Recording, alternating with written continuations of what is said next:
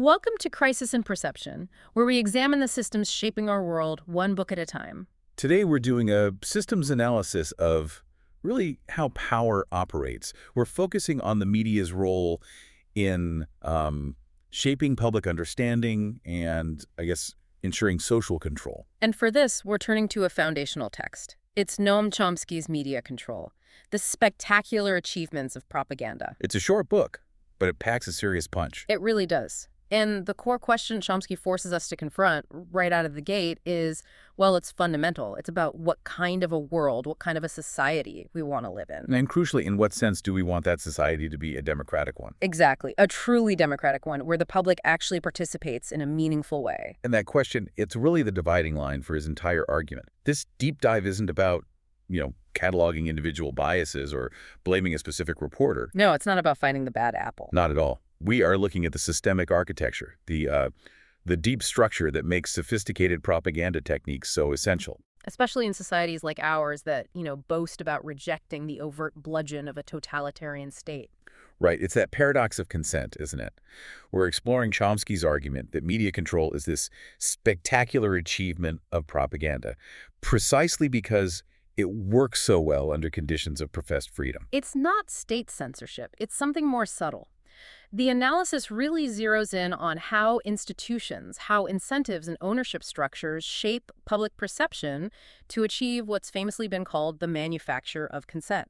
And to really understand how that system works, the mechanisms of engineered agreement, we first need a little context on the author. Noam Chomsky. Right. He is, of course, a world-renowned political activist, a writer, and professor of linguistics at MIT, where he's been since 1955. A very long time. A very long time. And his career is marked by this rigorous application of analytical methods, first from linguistics to political systems and media. Right. And while he's known for these huge, dense works like Manufacturing Consent, which he co-wrote with Edward Herman, this text, Media Control, is different. It's sharp. It is. It was published as an open media book. Which means it's basically a concise essay, a pamphlet almost. It's designed to distill these really complex, powerful ideas for a wide audience and do it quickly. And the strength of it is that he doesn't just critique the media of today. He grounds his whole analysis in the history of the early 20th century. In political science and public relations. Exactly. He establishes the foundations of modern, what he calls democratic propaganda, and argues that these concepts came from a very precise, state-driven effort to control public thought. And the historical anchor he keeps coming back to, the origin point, is what he calls the first modern government propaganda operation, the Creel Commission. Under the Woodrow Wilson administration back in 1916. Okay, let's unpack this moment, because understanding why the Creel Commission was such a profound, if, cynical success is key to the whole argument. The context is absolutely everything here.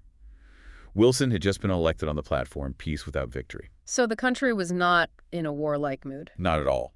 The U.S. population at the time was described by officials as extremely pacifistic. They saw absolutely no reason to get involved in this horrific European war. But the Wilson administration was committed to it. Totally committed.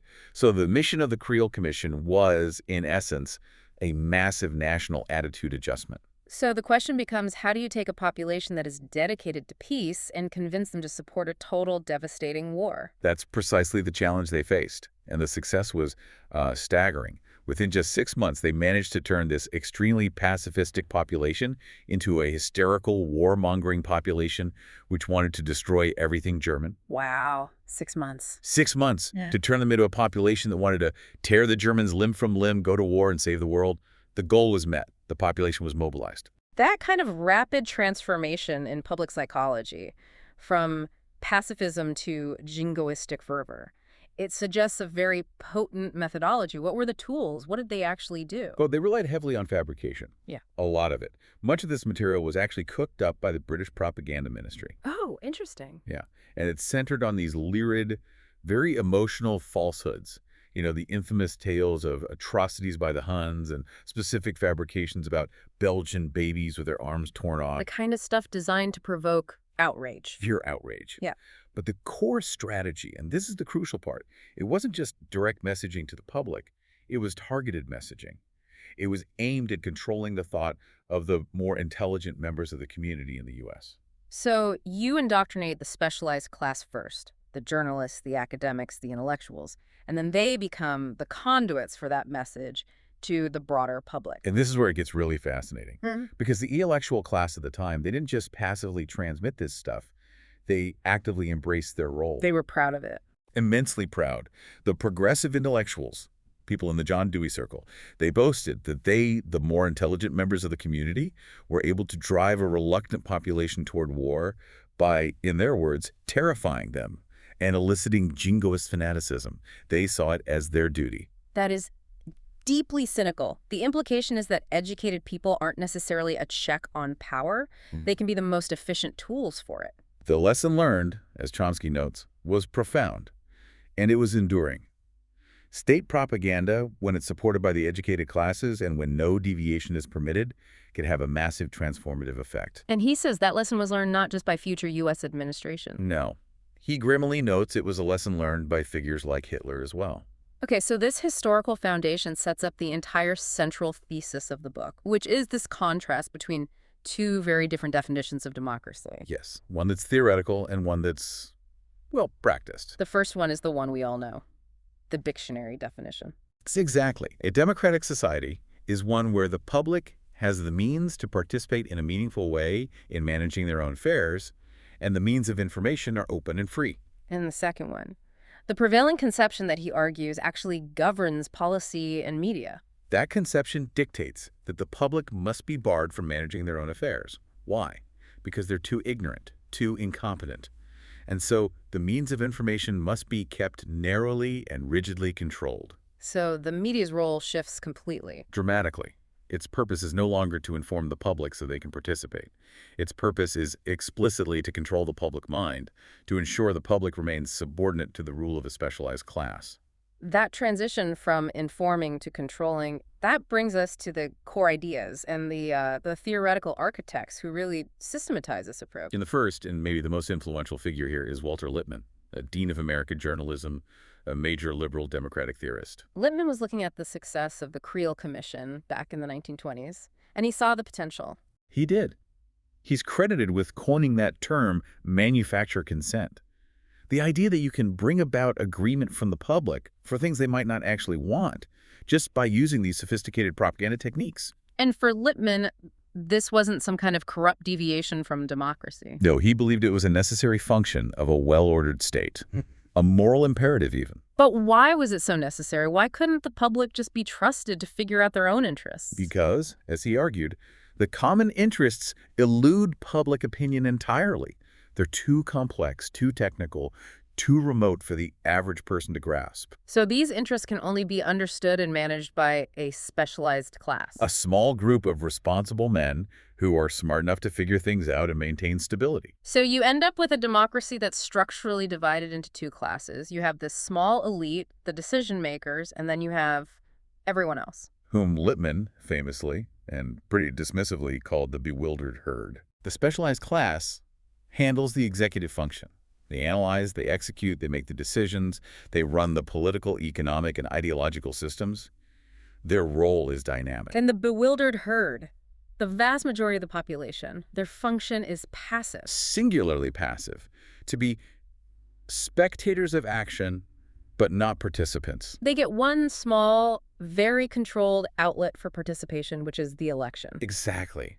Every so often, they're allowed to lend their weight to one or another member of the specialized class, choose which manager you prefer, and then they're expected to sink back and become passive spectators again. But the logic that supports this, it's not just presented as practical, it's framed as a compelling moral principle, which is what makes it so potent. That's the ultimate rationalization, isn't it? The moral principle is that the mass of the public is just too ignorant, too emotional, too stupid to understand complex affairs. And if they try to participate, they'll just cause trouble. They'll only cause chaos. Yeah. So the specialized class has to protect itself from the trampling and roar of a bewildered herd. It's that patronizing analogy of the 3-year-old. You don't let a 3-year-old run across the street because they can't handle it safely, so you don't let the bewildered herd manage the common interest. The freedom is curtailed for their own supposed good. Yeah. And that structural premise, that the masses are incapable, leads directly to the need for control mechanisms. Right.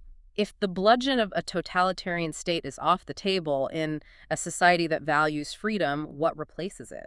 Harold Lasswell, a founder of the modern communications field, he provided a very concise answer to that. Lasswell rejected what he called democratic dogmatisms about men being the best judges of their own interest.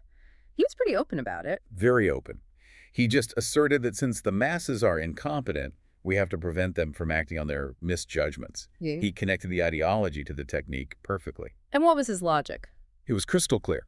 In a totalitarian system, you use force, you use violence, but as society becomes more advanced, more democratic, you lose that capacity. It becomes socially unacceptable. So you need a substitute. You need a substitute, and he said it plainly. Propaganda is to a democracy what the bludgeon is to a totalitarian state. It's the necessary, efficient system for control. And this whole philosophical framework was then industrialized by the booming public relations field in the U.S. Pioneered by people who openly said their job was to control the public mind. Which brings us to Edward Bernays. The father of public relations. Bernays, just like Lippmann, came directly out of the Creel Commission. He mastered these techniques during the war. And he developed the concept of the engineering of consent, which he described as the essence of democracy, a truly remarkable inversion of the term. And the practical goal of this engineering was always to make sure the public remained subordinate to business rule. This became critical in the 1930s. Especially as organized labor started gaining real legislative power. The Wagner Act in 1935, protecting the right to organize, was a huge moment. Business elites saw this as a catastrophe, a democratic deviation. It presented two huge challenges for them. First, the bewildered herd was actually winning legislative victories. They were asserting their interests. And second, and maybe more terrifying for the elites, was the organization itself. Yes, Chomsky emphasizes this over and over. People must be atomized and segregated and alone. That's how you prevent them from reinforcing their views and becoming actual political participants. Organization is the great enemy. So the PR industry develops this comprehensive response to suppress labor organizing. The Mohawk Valley formula during the 1937 steel strike is a key example. This is where it moves beyond theory into industrial-scale behavioral control. It was scientific strike-breaking through manufactured community consent. So instead of just relying on hired goons and police, which could create a backlash, You mobilize community opinion against the strikers. You frame the conflict not as a labor dispute, but as a disruption of the entire community's values. so the strikers become the radical outsiders.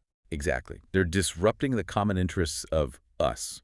The businessman, the worker who wants to work, the housewife. Everyone just wants harmony. And the tools they used were these vapid, empty concepts, the vacuous slogans. That is the genius of it, the diversion. Yeah. Chomsky highlights that slogans like "support our troops" or using yellow ribbons, they are effective precisely because they are completely empty of any real policy content. You can't argue against supporting the troops. How could you? The immediate emotional appeal of the slogan just diverts all attention away from the real, substantive, and very controversial question, which is, do you support the actual specific policy that those troops are carrying out? So by shifting the debate from policy to emotion, you've already won the propaganda war. You have. If the public is arguing about patriotism, they're no longer discussing the legitimacy of the policy itself. And this strategy of atomization is sustained by media saturation. The ideal citizen is just sitting alone in front of the TV. Yes, being constantly drilled with the message that the only values are accumulating commodities, superficial entertainment, and, this vapid patriotism. And because there's no organization, if you happen to think there's got to be more than this, you just assume you're the crazy one. You assume you're isolated, which is the whole point. And that structural isolation leads directly into maybe the most crucial function of media control, normalizing double standards. How the system aggressively stops the public from applying basic, universal moral principles to their own country's actions. This is where Chomsky introduces that really useful thought experiment, the journalist from Mars. Right. Imagine an intelligent, rational observer who just adheres to basic moral truisms. Simple stuff. If an act is wrong when others do it, it must also be wrong when we do it, or when our allies do it. But within the prevailing intellectual culture, that simple moral idea is seen as an extremely dangerous heresy. And this is fascinating because it forces the system to create a whole specialized vocabulary to protect itself. So if you dare to suggest applying universal standards, if you compare American actions in, say, Central America to Soviet actions in Afghanistan, You're immediately charged with moral relativism, moral equivalence, or the ultimate intellectual crime, America bashing. That term, America bashing, seems so powerful because, as Chomsky points out, it's a concept you usually find in totalitarian states. Like anti-Sovietism in the old USSR. It's a preemptive defense mechanism. Its main purpose is to instantly shift the focus from the crime, the policy, the violence, to the person pointing it out. So you protect the system from having to look at its own actions. And you maintain the illusion of unique national virtue, exceptionalism. This selective morality is enabled by selectively defining your terms. We see this most clearly with the concept of terrorism. Okay, this is a big one. Chomsky notes that the official U.S. definition of terrorism, the calculated use of violence or the threat of violence to attain goals that are political, religious, or ideological through intimidation, coercion, or instilling fear, is actually, in a policy context, unusable. Unusable because if you apply it impartially, it immediately describes your own government's policy. Precisely. The official definition is a close paraphrase of official government policy, which, when practiced by the U.S. or its allies, gets renamed to things like low-intensity conflict or counterterror. So applying the definition consistently would be an immediate self-indictment. It would. Yeah. And the second reason it's unusable is that it gives all the wrong answers as to who the terrorists are. Meaning? Meaning if you follow the objective definition, you realize that terrorism is primarily a weapon of the powerful. It's used systemically to maintain control. But that realization is unacceptable. So you have to adopt a different, more convenient definition. The conventional media-enforced definition is adopted. Terrorism is defined solely as the terrorism that they carry out against us. And this convention allows for the comfortable, self-flattering conclusion that we and our allies are the main victims. Always the victims. And that terrorism is strictly a weapon of the weak, which becomes a tautology because of how narrowly you've defined the term in the first place. And maintaining this victim narrative, it requires a relentless effort to falsify or minimize history. You have to make sure that any foreign aggression carried out by the U.S. is consistently seen as noble, defensive, or necessary. This is crucial for overcoming what the Reaganite intellectual Norman Podhoretz called the Vietnam Syndrome. Which he cynically defined as the sickly inhibitions against the use of military force. Exactly. It's considered very dangerous for a population to suffer from these sickly inhibitions because it puts democratic limits on foreign adventures. So the media has to constantly work to instill respect for martial value. And reconstruct history to make everything the U.S. does look benevolent. And the staggering success of this managed historical amnesia is shown perfectly by that University of Massachusetts study Chomsky cites about Vietnam. This anecdote is vital. It really shows the depth of the achievement. The study asked Americans to estimate the number of Vietnamese casualties caused by the war. The average public response was about 100,000 deaths. 100,000. And the real number? The official figure from Vietnam is about 2 million. And the probable figure, if you include Cambodia and Laos, is closer to 3 or 4 million. So the average American estimate was off by a factor of 20 to 40 times. That gap is just, it's unbelievable. It speaks volumes about information suppression. And the researchers posed a thought-provoking question to illustrate the cultural implication. What was that? They asked, what would we think about German political culture if, when you asked them how many Jews died in the Holocaust, the average person said 300,000? Right. That kind of cultural failure to acknowledge the scale of state violence, whether it's intentional or not, it just reveals the necessary illusions at work. It tells us that the propaganda has achieved a spectacular feat of erasure. When you have that much control over media and education, you can bury truth under edifice after edifice of lies upon lies. And to show how this selective perception works in real-time reporting, Chomsky uses this striking case study, the contrast between Armando Valladares and Herbert Anaya. Both from 1986. This really illustrates the principle of managing atrocities. Okay, so first, Valladares.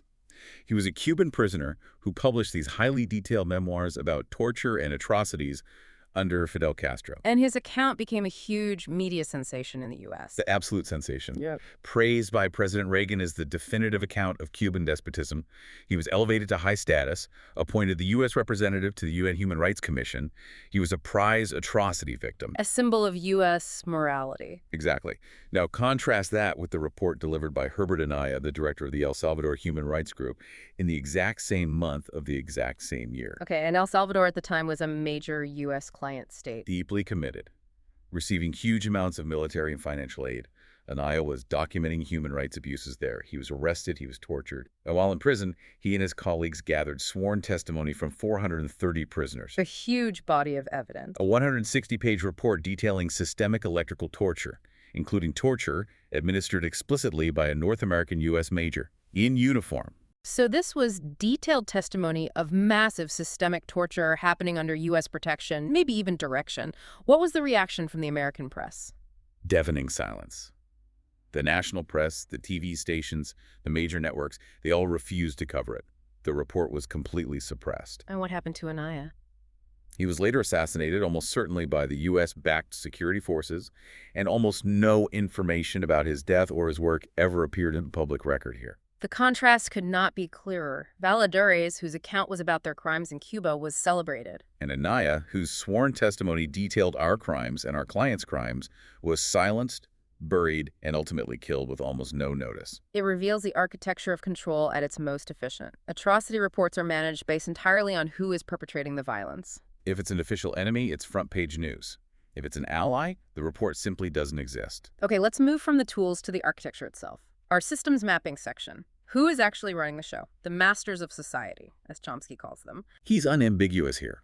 The masters of society are the people who own this society. He defines this as a pretty narrow group. Private power. The business community. The heads of major corporations, financial institutions, and so on. They set the core policy agenda. But they don't do the day-to-day management themselves. They delegate that to the specialized class we talked about earlier. That's right. The decision makers in the political, economic, and ideological systems, they have to be filtered. They have to be trained. They must be deeply indoctrinated in the values and interests of private power. You only get into that executive function if you've proven you're reliable. You're essentially the power structure's highly trained employees. And this is where the media and PR industry function as that vital corporate monopoly, channeling the message down to the bewildered herd. And the financial investment in this is just staggering. It's a massive industry. Chomsky estimated decades ago that the PR industry was spending about $1 billion a year, all dedicated to controlling the public mind and achieving the almost total subordination of the public to business rule. It's not about promoting products. It's about controlling the political environment. One of the primary systemic goals is the continuous suppression of organization among the herd. We keep coming back to this because it's so important. Why is organization so fundamentally threatening to this managed democracy? Because if people are no longer atomized and segregated and alone, they start to reinforce their dissenting views.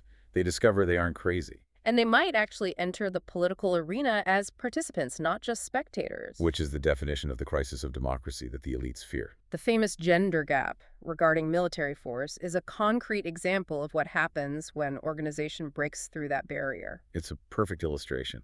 In the 1960s, attitudes of men and women toward foreign intervention were pretty similar.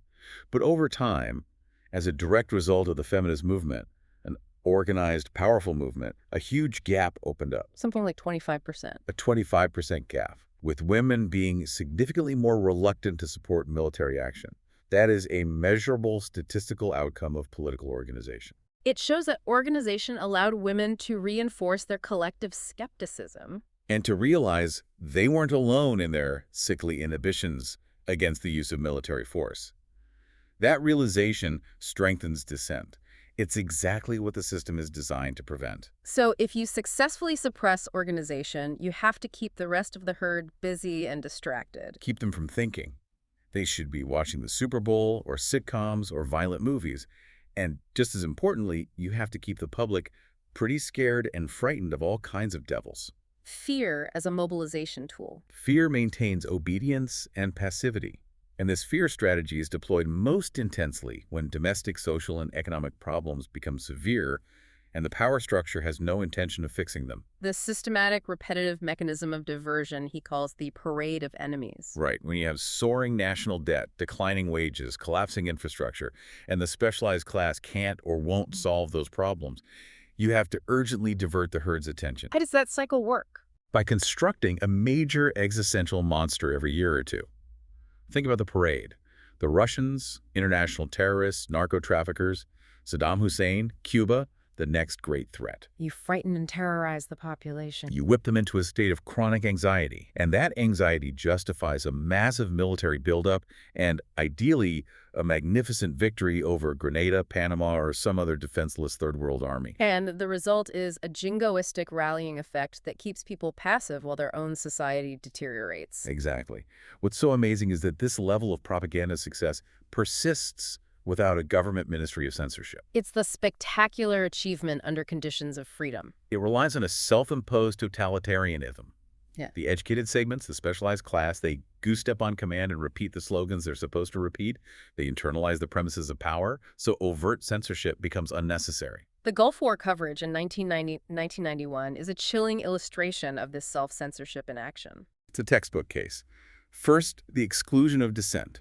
You had an articulate Iraqi democratic opposition who were against both Saddam and the U.S. war. They wanted a peaceful resolution. But their views aligned with the small, marginalized peace movement here, which was deemed the wrong view. So they were just ignored, functionally silenced. And the official reasons for the war, that aggressors can't be rewarded, were just accepted without question. Even though they could be refuted in 2 minutes by a literate teenager, if the U.S. really upheld that principle, it would have to bomb itself for invading Panama. But nobody in the mainstream points that out. But the truly critical part was the concealment of a viable diplomatic path. That's the key. In the lead-up, Iraq made a concrete offer. It was released by U.S. officials. They offered to withdraw totally from Kuwait. In return for what? In return for the Security Council, considering the broader Arab-Israeli conflict and weapons of mass destruction in the region, it required linkage. And what was the American public's view on that kind of linkage? A poll right before the war showed that 2/3 of the American population actually favored that kind of negotiated settlement. But the media had already established the narrative that linkage was unacceptable. Goose-stepping on command. So the public was led to believe they were alone in favoring a diplomatic solution. And critically, they were prevented from knowing that Iraq had actually made such an offer the majority of them supported. So by suppressing that one key fact, the system ensured the war policy could proceed without any effective, organized opposition. That's the core mechanism. It's not just twisting facts. It's making sure the critical facts that would enable rational public debate are completely out of sight, buried. Let's turn now to the present-day implications. These patterns of manufactured consent, of selective definition, they've continued. The war on terror in 2001 mirrored the rhetoric of the 1980s. The continuity is striking. The mechanisms are the same, just with new actors and enemies. And that moral truism test, if it's wrong for them, it's wrong for us, it immediately exposes the double standard. Let's use that comparison of Afghanistan and Haiti to illustrate the point. Okay, if the U.S. is entitled to bomb Afghanistan until they get the leadership changed, which is a textbook example of international terrorism by the official U.S. definition, then applying that moral truism means Haiti should be equally entitled to use large-scale terror against the U.S. And why Haiti specifically? What's their claim? Haiti has repeatedly requested the extradition of a convicted murderer, Emmanuel Constant, a terrorist leader responsible for 4,000 to 5,000 deaths. The U.S. has consistently refused to hand him over. So if the U.S. can demand suspects from Afghanistan under threat of bombing, then Haiti, by the exact same principle, is entitled to terrorize the U.S. to force compliance. Of course, to even suggest that comparison draws charges of moral equivalence, the system can't tolerate that kind of intellectual symmetry. and this applies directly to maybe the most uncontroversial case of U.S. terrorism, the war against Nicaragua. It's uncontroversial because the highest legal authority, the World Court, formally condemned the U.S. in 1986 for unlawful use of force and international terrorism. They ordered the U.S. to stop the attacks and pay reparations. And the U.S. response? A bipartisan decision to immediately escalate the attack. Then they vetoed a Security Council resolution calling on all states to observe international law. And what happens to that case? A confirmed instance of international terrorism by the World Court. It's tossed into the ash can of history. The media and educational systems just wipe it from public memory. Another spectacular success. And this effort to domesticate the majority is so evident in our contemporary politics and the public disengagement we see. The goal is still what Lippmann identified. Keep the bewildered herd from participating. We see it in low voter turnout. Most people don't vote because they accurately see the two major parties as two factions of the business party. The process looks meaningless to them. And the psychological effect is that any real dissent, Any alternative thought feels crazy because you're isolated. You can't find validation. And finally, the system continues to protect the violent actions of client states by selectively applying the definition of terrorism. The U.S. consistently ensures that the most severe violence committed by its allies is either ignored or classified as something else. We see this with U.S. support for Israeli actions in Lebanon and the occupied territories. The U.S. provides the military means and the diplomatic shield. Yes, they consistently use their veto at the Security Council to block things like international observers. They boycott international meetings. This behavior ensures that international law cannot constrain U.S. actions or those of its most strategic clients. So when we put all this together, the Lippmann philosophy, the Lasswell engineering, the constant falsification of history, what is the overarching goal that Chomsky is trying to illuminate? It all comes back to manufactured consent. That's the goal. Bringing about public agreement for policies they didn't actually want, not through force, but through systemic control of information and intellectual culture. And the structure that results is managed democracy. A necessity that arose after the 1960s, which the specialized class saw as a crisis of democracy. Because people were actually organizing and participating? The civil rights movement, the anti-war movement. Managed democracy is the sustained effort to reverse that crisis, to return the population to apathy, obedience, and passivity. And this works because it's about institutional design, not just individual malice. Absolutely. The structure of media ownership, a corporate monopoly, and the structure of political organization, the two factions of the business party, they are central to managing perception and keeping power with a narrow elite. The system is designed for elite control. This framework really helps understand not just isolated media bias, but how the institutional architecture itself determines the limits of public discourse. Media control helps us see that the problem is not just individual disinformation. It's a deep-seated institutional architecture, refined over a century, designed to marginalize and distract the majority while inculcating necessary illusions in the specialized class. And this perspective feels profoundly relevant today. The choice Chomsky lays out is stark. Do we want a genuinely free society, or do we accept a form of self-imposed totalitarianism? Where the educated masses repeat the slogans while society deteriorates.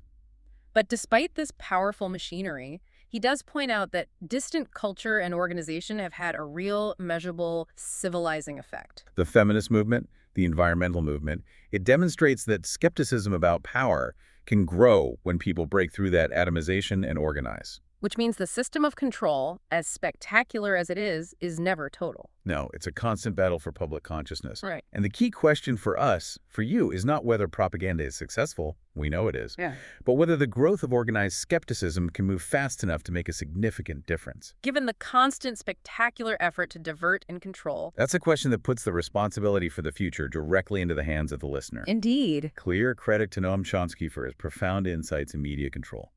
The spectacular achievements of propaganda. We encourage you to read the book yourself, support the author if you found the ideas valuable, or check your local library for free access. For a shorter visual overview of this topic, see the mini explainer linked in the description. If you enjoy this kind of systems-level analysis, please like, subscribe, and comment with books or topics you'd like us to explore next.